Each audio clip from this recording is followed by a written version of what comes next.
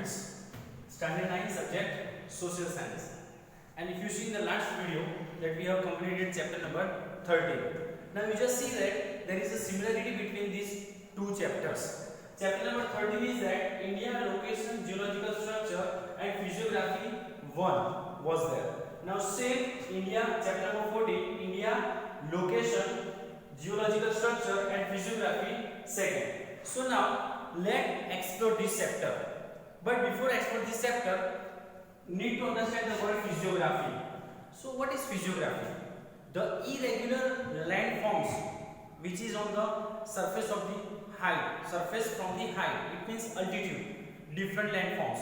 It is called physiography. It maybe includes mountain, plateaus, plains which are on the surface of the earth. These all are called physiography. So on the basis of this physiography, the Indian physiography, we have divided the Indian physiography into 5 segments.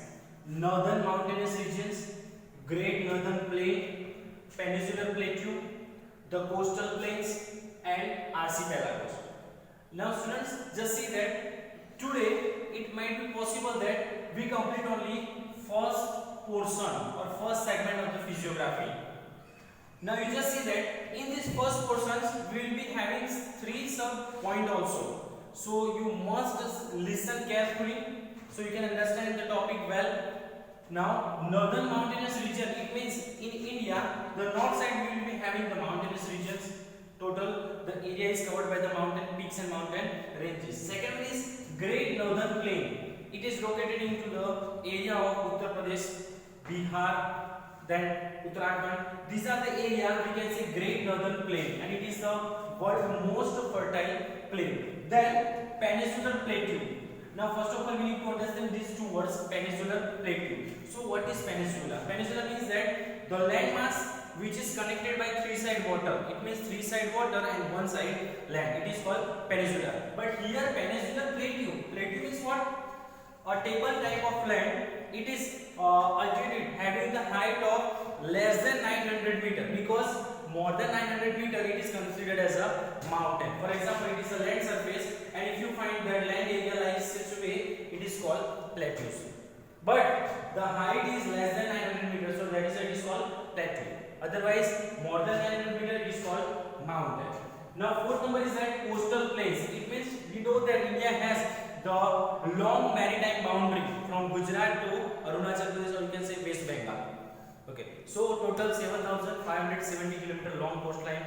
The India has, even Gujarat has 1,600 km coastal lines. Now, and the last one is archipelagos. Archipelago means a group of islands. You know that we have 2 group of islands, Andaman Nicobar on the east side of India and Lakshadweep Islands on the west side of India. So let today's first topic will start northern mountainous region. First number,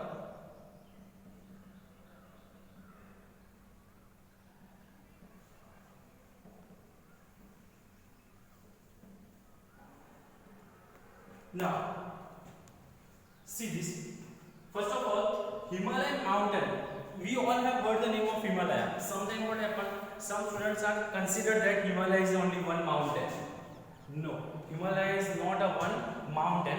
It is the mountain ranges. It's starting from Afghanistan to the Myanmar, and it will be covered more than 2,400 kilometer area.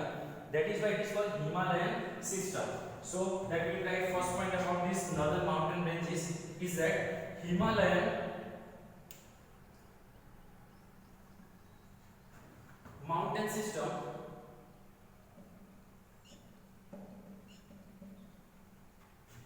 spread over 2,400 kilometer in west and east direction in the north.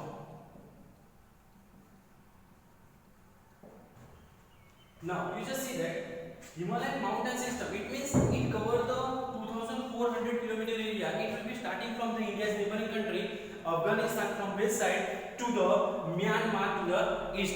So that area is total covered 2400 kilometer. Now other point is about this width ranges 240 kilometer to 320 kilometer.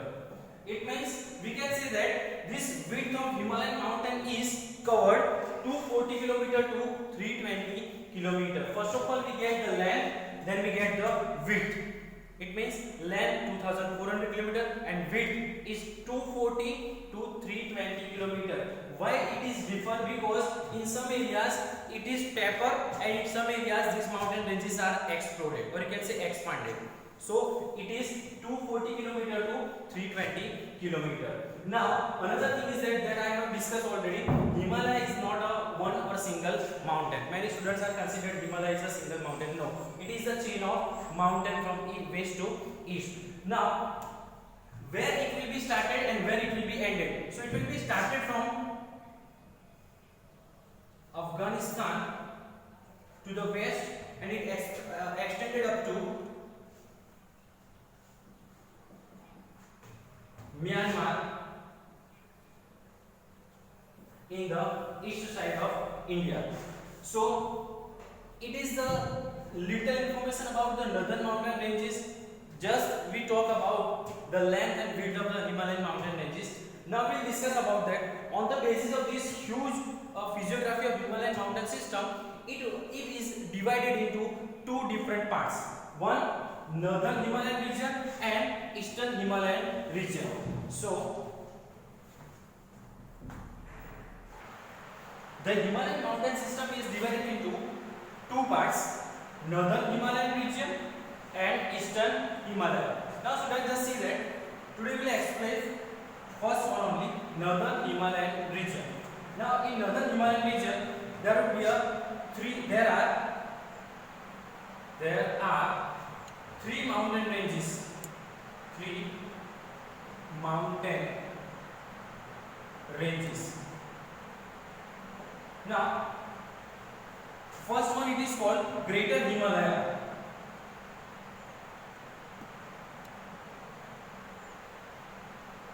It is called Greater Himalaya because it is located on the topmost part of the Himalaya, and that is why it is called greater. It means up to high level. Now it covers more than 40 peaks. Total 40 peaks will be included in the Greater Himalaya. Now 40 peaks in the sense, you can say one kind of point in the Himalayan system. I will give you example of that also. It includes the Mount Everest, which is 8,848 meter high. Now Mount Everest is 8,848 meter high from the surface level of the earth.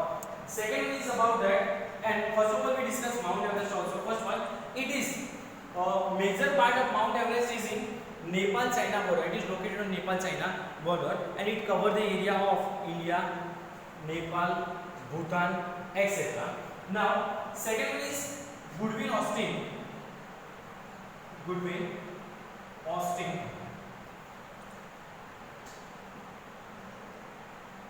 or you can say K2. Now K2 is 8,611 meter, and it is the highest peak of India, because somebody are thinking that Mount Everest is the highest peak of world, but Goodwin Austen K2 is the highest peak of India because it has 8,611 meter high. Now in this Greater Himalaya, other passes is also located. Such passes means what? Passes in the sense we can say it is a small roads on the mountain to pass by from one place to another place. It is called passes. So there are three passes are located in the Greater Himalayas, and they are Jalapa,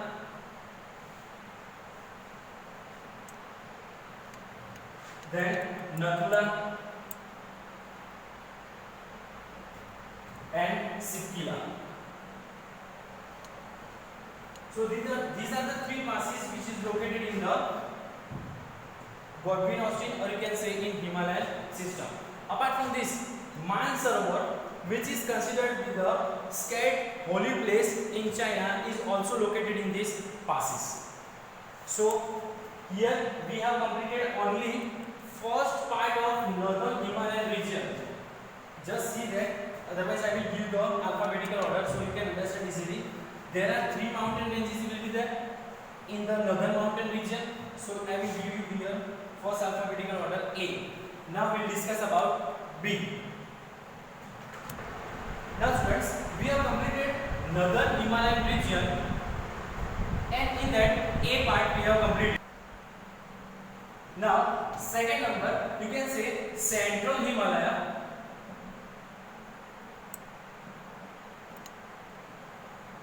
or lesser Himalaya,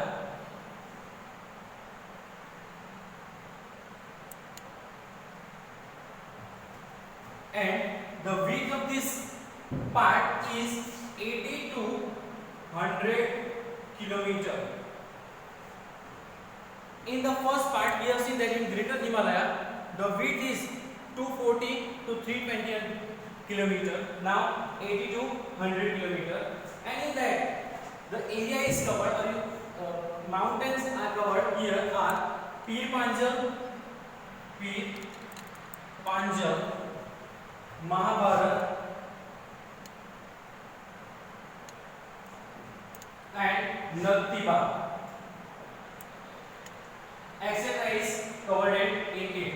Now apart from this, in this central Himalaya, it is in the central part of the Himalayan region, the height is not too much high, so here we can find some hill station also. Many hill stations are covered in the central Himalayas. Some of the examples are Dharmasala,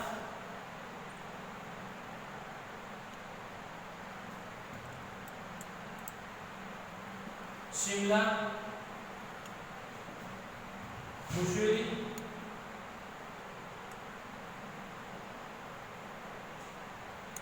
Ranikhet, Almora,